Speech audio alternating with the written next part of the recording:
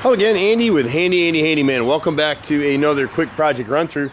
We are at a house in the Crabapple, Roswell area, and we get these calls a lot. This siding is a masonite product, which is essentially cardboard, and we go over this a lot on different videos. There's nothing inherently defective about this siding. It's all in the maintenance and installation. And here, they never caulked it properly, they never painted it properly. And so what happens a lot of times when you pay somebody in Atlanta to paint, we run into this all the time. We mostly hand paint, so we're a little more expensive. We'll spray paint a house only if it's being sold, but otherwise we'll only hand paint. And so we don't do a ton of painting anymore. We used to run 10 paint crews, and now we just run a couple of crews, depending on our need. But so a house like this, what happens is when you spray paint the siding, they spray paint the face so it looks good. You get barely any coverage on the bottom edges. And if they're not caulking the butt joints and the end joints and the nail heads, you're just wasting your time, because over time, just like your sponge on your kitchen sinks, if you let it sit there, it absorbs water, it expands. It's the same thing with this siding.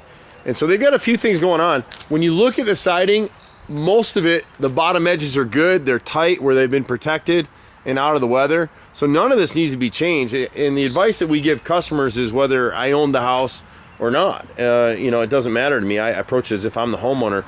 So they've done some repairs before, but they've used Nietzsche siding, which is what this piece is down here. And you can see it's been exposed to so much water coming out of this downspout that it's delaminated. And that's the problem with Nietzsche siding or Nietzsche siding. You can go through our videos and we can show you tons of houses. The siding, the Nietzsche siding isn't itself inherently defective, just like this masonite's not inherently defective. In areas where it's protected, like here, it looks brand new. It's never really gotten any weather, so there's no reason to change it. Like that house next door, you can see where they replaced the bottom rows with, that's Nietzsche siding as well. That's not James Hardy. And you can see the bottom rows that, they didn't bother with those. They just did the worst of the worst, and now the rest of the siding is starting to rot. So in this house, this is a reason why we don't use Nietzsche, because in areas that get a lot of water, it's going to delaminate the siding. So in a year or two, we'll have to replace that now anyway. This downspout really needs to be turned away. The problem with the downspout is that when you turn it away, it's running right into this guy's yard, and then it's got nowhere to go. So they really need to come up with a better way. Probably what has to happen is we need to extend this downspout towards the front of the driveway, so the water will hopefully run back across the yard and go this way. It's really hard to deal with the drainage on this particular house.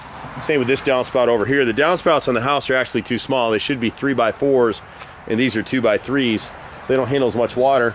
This corner got clipped by a tree or something right here, and so we can just replace that corner piece separately. The first row of siding over this little garage gable, you can't see it so well with the sunlight here in the camera, but that piece is delaminated, so that needs to be replaced. When you swing over to the left front corner, you'll see, these bottom rows right here. There's one row here at the front. It needs to be replaced. The rest of it all looks pretty tight. See how the bottom edges on this front are pretty tight? And then the bottom brick mold on this left front second story window is rotted out, so we can replace that as well. When you get to the left side of the house, we'd love to come in here and replace all of it. This homeowner's on a budget, and they don't really want to do that. But they're going to wind up replacing the bottom, I think it's 14 rows, and then there's 6 rows up top here above this window that we would replace. And then once you caulk and hand paint the rest of it, you'll be good to go. It's just what really happened with the siding is that most of it was in pretty good shape. It's just they never caulked the butt joints where two pieces come together, and those areas have absorbed so much water. There's no way for us to piece in a part of a row, so we have to run one entire row. So if you have damage in a row when you're piecing and siding, you got to run the whole row, because hardy plank is a different thickness dimension than what this stuff is, and the grain pattern's different, as is the bead. So this is called grained and beaded, and you can see this one has kind of a U channel cut into it, which is typically this is I believe a masonite product, but there were several made like this. LP also made a masonite type product. There's a couple other manufacturers out there, but most of this siding is in pretty decent shape. It's hard to see it in the camera, but this gable vent up here, there's a few rows on either side of that need to be replaced, and then the left and right brick mold on that as well. As you come around to the rear, you get the same issue here. This homeowner really needs to budget changing this downspout and then just having us clean the gutters. This downspout can never handle the flow of water that comes off here. And with these pine trees, you can see the gutters are clogged anyway. They've probably got gutter screens up there that are clogged. and that's what caused some of the rot in the chimney down here. But most of the siding, when you look at the rear of the house, the bottom edges are all nice and tight. Caulk it, hand paint it, you'll be in great shape. We just need to change this bottom row, which has mostly gotten dinged from, painters never paint the bottom row, so it rots out or it gets hit with the weed whackers people are coming through. On the left corner here, we got the bottom 3 rows right here against this patio are rotted through, and most of that is because the gutter's not draining, so the water's been splashing right here and just rotting it through. Probably right before they bought this house, somebody came through and spot replaced a few boards on the chimney, and so you can see the difference in the thickness. The whole face of the chimney needs to be replaced now. And you can see some of the rot in the upper boards, but it's just shot all the way down through. And mostly because you get areas like here where they didn't caulk it properly, it's separated, so the water's been getting in there all those years and it's just rotted the edges.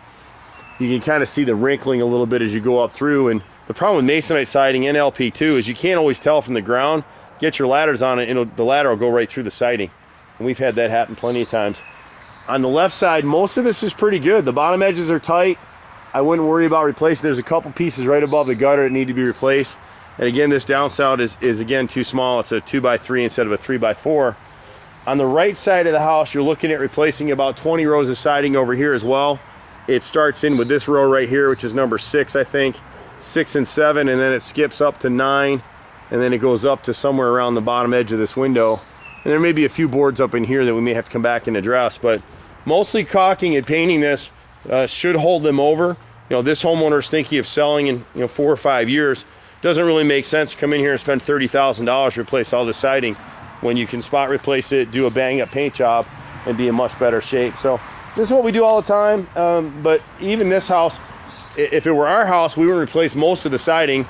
I probably would bite the bullet and replace all of the chimney, and I probably would go ahead and replace both right and left sides. The front is in decent enough shape that I'd save it.